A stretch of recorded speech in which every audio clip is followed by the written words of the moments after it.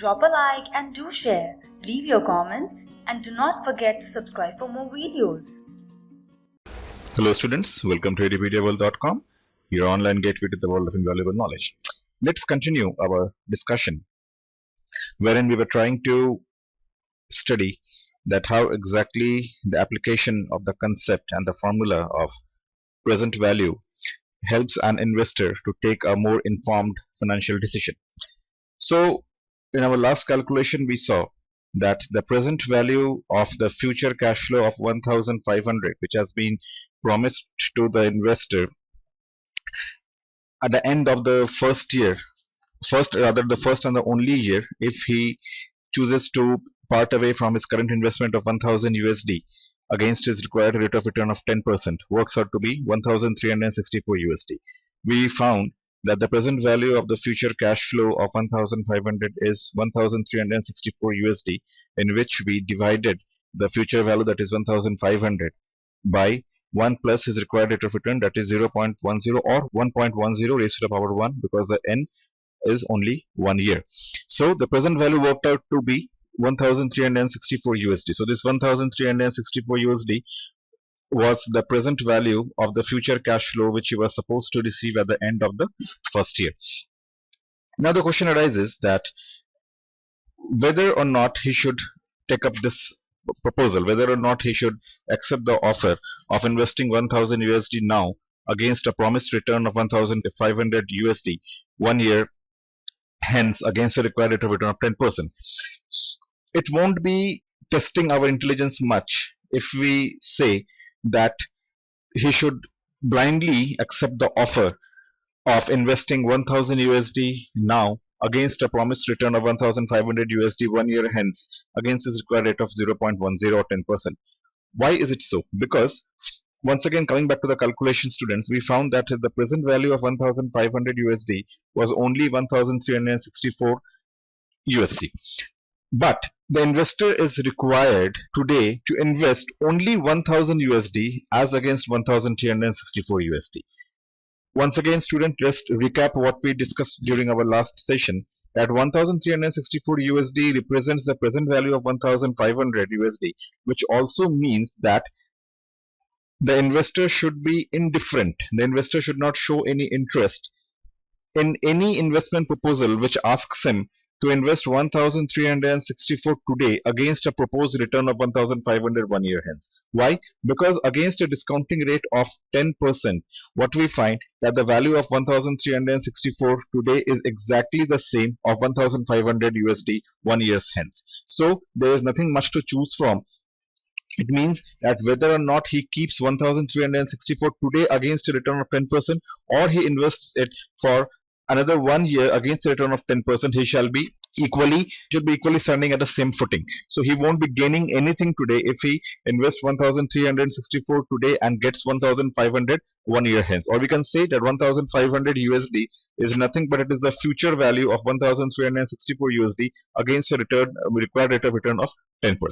So as a common matter of prudence, it says that an investor should show any signs of enthusiasm while choosing an investment option when he finds that the future value which he is receiving against his current investment covers not only his risk-free rate of return but also compensates him for the loss and opportunity or for the inflation risk, for the liquidity risk, and for the other gamut of the risk which the investor shall be taking upon. So in other words, in layman's term, we should try to advise investor to undertake such an investment proposal which is trying to return him more than what he is getting right now against his proposed investment. So going by this particular logic, what we find is that under this particular condition, the investor is being asked to deposit only 1000 USD, which is much less than his 1364 USD, which is the present value of 1500. So it means that the investor is being asked to make a investment of a much lesser amount in order to enjoy a return of 1500 USD 1 year down the line. So if it would have been 1364 or above, I once again repeat student, if the investor would have been asked to invest 1364 USD or more than this amount against a proposed or a promised return of 1500, it means that he should have flatly refused the offer. But since the amount which is being asked from him to invest is only 1000 USD, which is much less than present value of the future promised amount which has been promised to him, that is 1500 USD. So he should be encouraged, rather we should encourage him to undertake this particular offer. Now, what is the basis of such an encouragement? What is the basis of giving a positive feedback on this particular investment option? Now, with a small working, we can find out that 1500 minus 1000 upon 1000 into 100, he is gaining 50%. If we talk about the overall return of the investor against an investment of 1000 USD and a proposed return of 1500 USD 1 year down the hence, with a simple calculation we find out that he is not getting anything even close to 10%, rather he is getting much more than his required rate of return. So his required rate of return is 10%, but this particular investment option is promising him a return of a whooping 50%, that is much more than what he would have got right now even by investing his own 1000 anywhere else. So now his required rate of return is 10%, and the amount which is lying with him is 1000 USD. There is another way of thinking the entire thing. Suppose if the investor is willing to invest his 1000 USD against a return of 10% for 1 year down the line, it means what? He should have been indifferent between anything between 1000 and 10% of 1000, that is 1100 USD.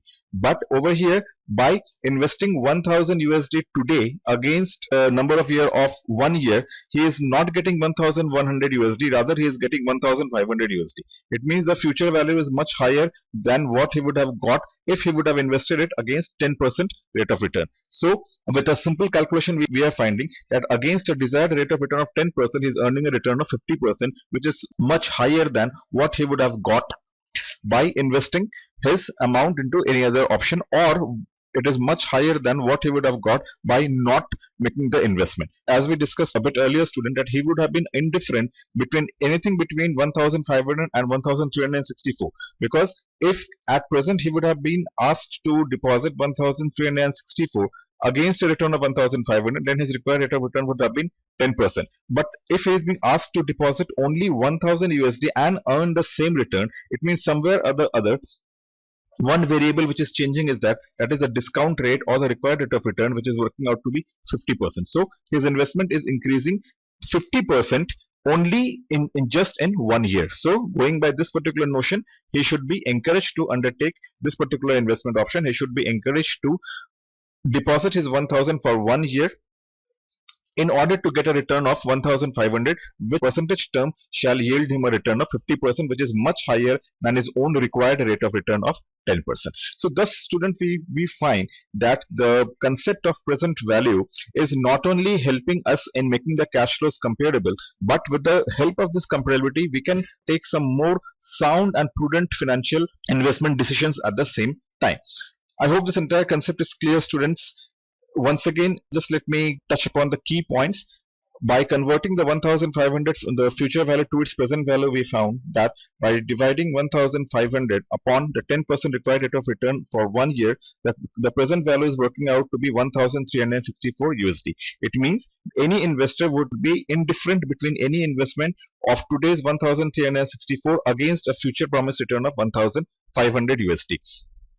But in this particular condition, when the investor is being asked to deposit much less than the present value, it means that somewhere or the other his required rate of return is 10%, but the return which the investment is promising him is not 10%, rather it is much higher, that is 50%. So it means that the investor shall be quite well off in making the investment right now of 1000 USD for 1 year in order to enjoy a return of 1500 a year ends, which shall be giving him a yield of 50% flat return after 1 year. So this 50% is much higher than his own required rate of return of 10%. So this is how the present value computation is helping the investor in taking a more informed decision regarding whether or not he should be accepting a particular investment decision or not. Now let's see what has been written over here.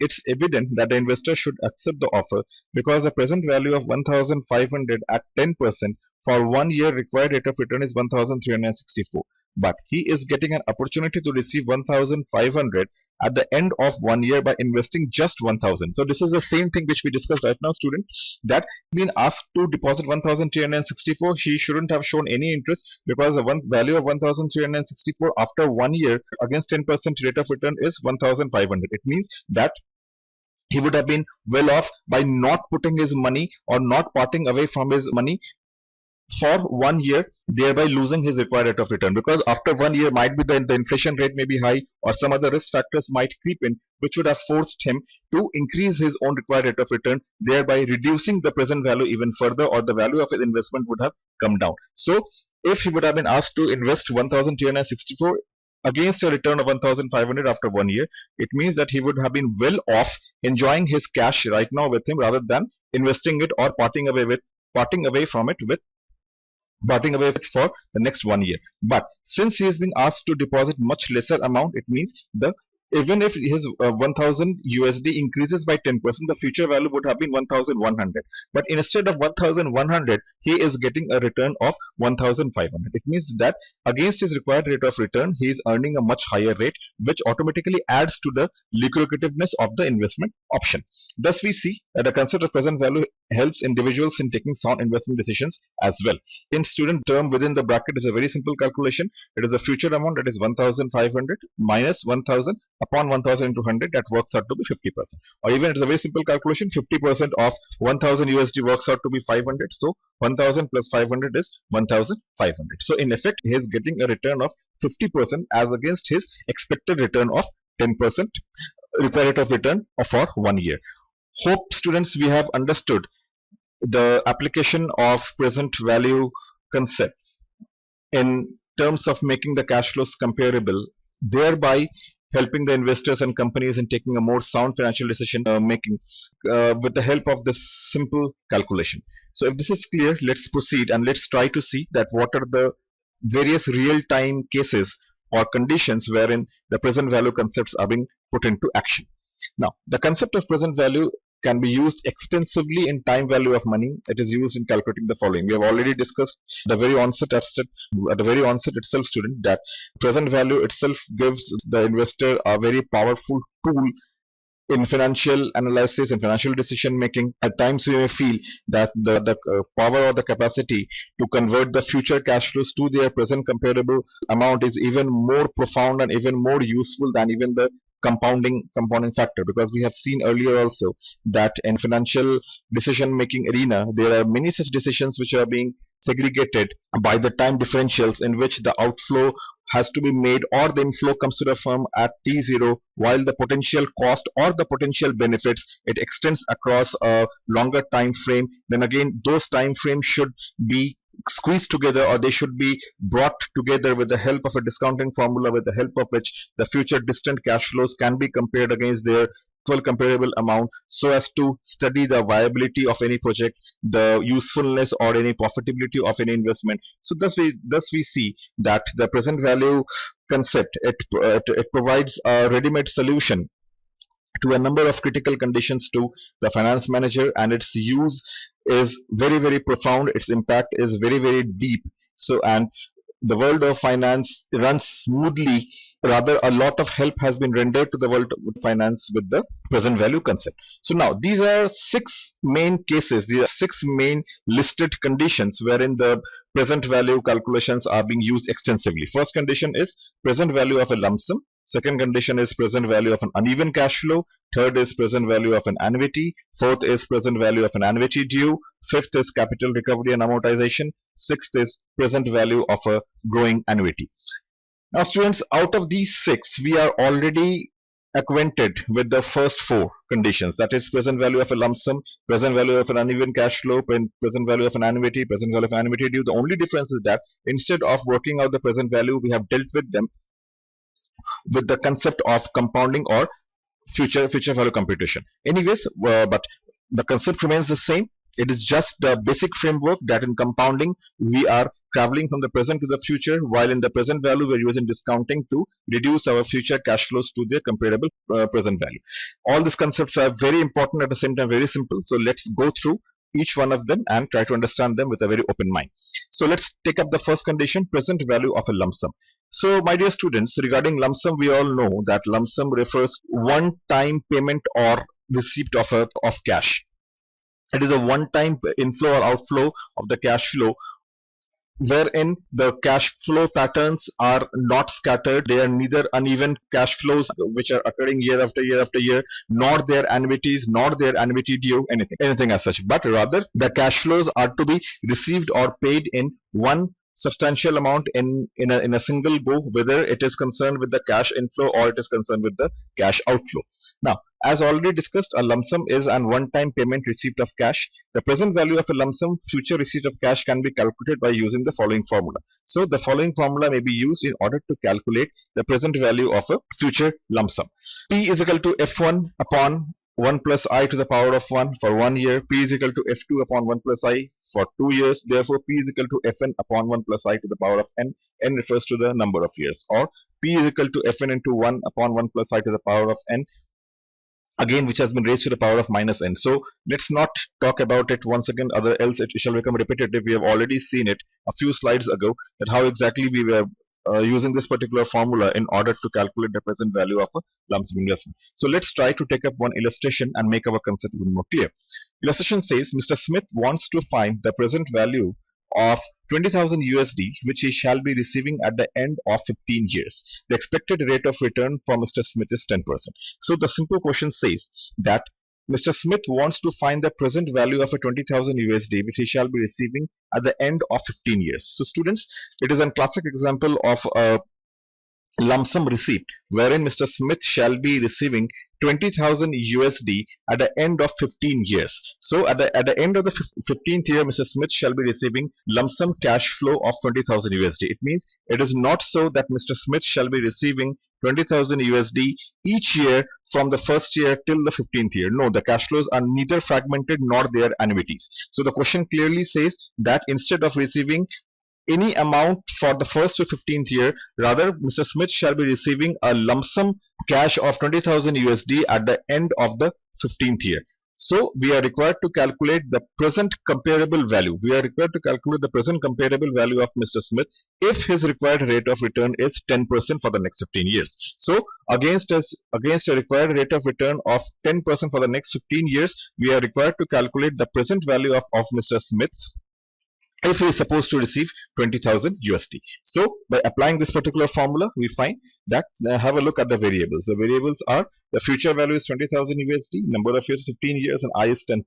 So by simply applying the formula, P is equal to 20,000 upon 1 plus 0.1510 raised to the power of 15. So we are getting the amount of 4,780. So the 4,780 USD is the present value of the 20,000 USD which Mr. Smith shall be receiving 15 years down the line. Now, students, again coming back to the question, we find that 20,000 is a future value multiplied by the reciprocal, that is 1.10 to the power of 15. We know that since it has been put 1 upon 1.10 to the power of 15, in effect it means at 1.10 raised to the power negative 15. But since we don't write minus 15, so we are just taking it as a reciprocal. It is P is equal to 20,000 into 1 upon 1.10 raised to the power of 15. Now, since n is too far stretched, that is 15 years. Now, student, one thing, during our discussion on the future value calculations, time and again we have been discussing the importance of the annuity tables or the lump sum tables. The same concept applies in the case of present value also. In present value too, we can take help of the lump sum tables which shall be giving us the matrix for the present value of the future lump sum, the annuity tables, present value of annuity due tables, with the help of which we can easily compute, or we can compute some variables in a ready-made fashion. Now, why the need arises? The logic is the same, that the number of years in question is 15. So it means that we need to calculate 1 upon 1.10 to the power of 1 to the power of 2 till we are reaching 15. So instead of making the calculation so very long and cumbersome and also prone to some errors, it is better to refer to the present value of a lump sum table.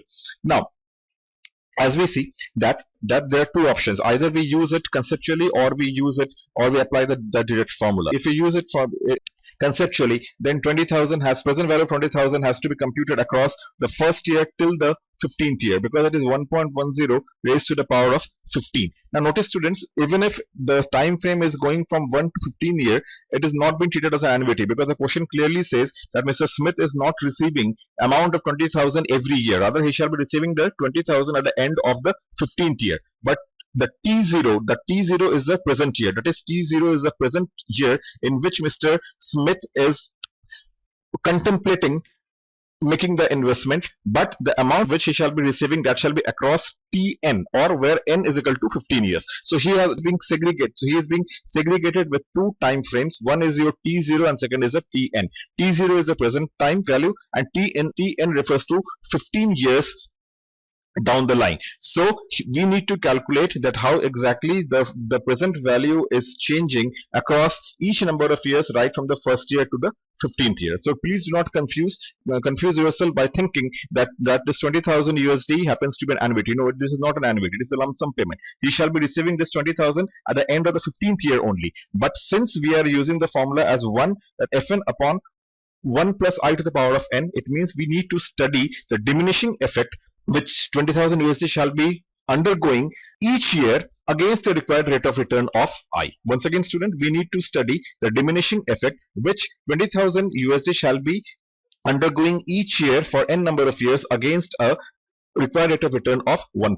So if we calculate it as 20,000 into 1 upon 1.101 to 20,000 into 1.10 to the 15, we need to calculate the present value of each year, and then we need to sum it up, or we need to calculate the sigma or the sum total of the present values of 20,000 USD against 10% required rate of return for the first year to the 15th year. This shall unnecessarily make the calculation too very cumbersome and prone to errors. So it's better that we should refer to the ready-made table, which is the present value of a lump sum table, which shall just give us the figure of $1 present value against 10% rate of return for 15 years. As we've already seen in the case of the future value of a lump sum and the future value for the annuity tables also, the same logic applies over here. The rule or the method of looking across the table is that we shall be looking up the tables which is concerned with the present value of a lump sum calculation, wherein we need to study the present value of $1 across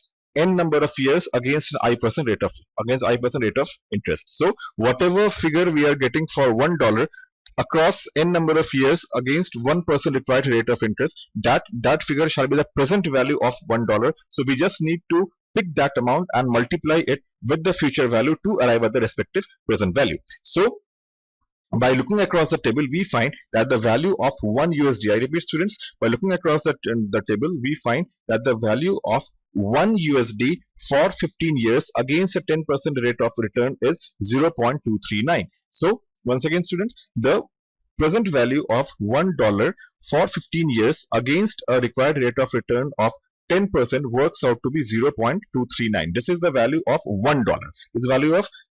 This is the present value of 1 USD against a 10% rate of return for the next 15 years, and we just need to multiply this 0.239 with the future value of 20,000 USD in order to arrive at 4,780 USD. So 4,780 USD is what Mr. Smith shall be getting if his future values are converted to the present value. Rather, the present value of the future investment amount of 20,000 across a return of 10% for Mr. Smith shall be 4,780 USD. I hope the simple calculation is clear, students. Now, the second part is the present value of an uneven cash flows. Till now we have seen that it was a condition of a lump sum, but now we are looking at a condition wherein there is a stream of uneven cash flows. Again, this is not an annuity. The basic difference between uneven cash flow and annuity is that First, let's talk about the similarity. The similarity is that both the cases of uneven cash flow as well as annuity, they are following a fractured cash flow pattern. Fractured cash flow means in which these are not the condition of a lump sum. One full amount won't be received at the end of the nth year, but rather some amount shall be received at the end of the each year. This is not annuity because the cash flows are uneven, and we have seen already that annuities never represent an uneven cash flows. Rather, annuities represent a even cash flows either at the end of the year or at the beginning of the year, as the case may be. So if it is taking place at the end of the year, it is an annuity. If the even cash flows or a fixed cash flow is being received or paid at the beginning of the year, it becomes annuity due. But over here, it is a condition of an uneven cash flow. So students, this uneven cash flow is also a very relevant concept because we have already discussed, if you may recollect the point, I've already discussed with you that many a financial management decision entails a condition in which a current outflow has to be made at T0 and a future stream of earnings, future unpredictable stream of earnings, uneven stream of earnings may be arising from that particular investment options across n number of years down the line. So, and the classic example for this happens to be an investment into a long-term asset, because when we are investing into a long-term asset, the only thing we know is that the amount of cash which is being put into purchasing the asset, but how much revenue it shall be generating in the distant future, that is very much difficult to predict with a geometric precision. At best, some statistical tools may be used to put an estimation on that, but again, it is a harebrained approach to assume that every year the asset shall be generating an equal amount of cash flow on lines of an annuity. That is not the case because economic conditions might change, sales figure do change, there's a competition in the market, there's a new entrant, there's a disruption, changing technology. All these factors force upon a capital asset to generate and stream of uneven cash flows. So we should try to understand the uneven cash flow pattern and how exactly the present value calculation helps in determining or putting a value or putting a present value on the future uneven cash flow pattern. So in our ensuing sessions, in our forthcoming sessions, we shall be talking more about this. That's all for right now, students. Thank you. Happy learning.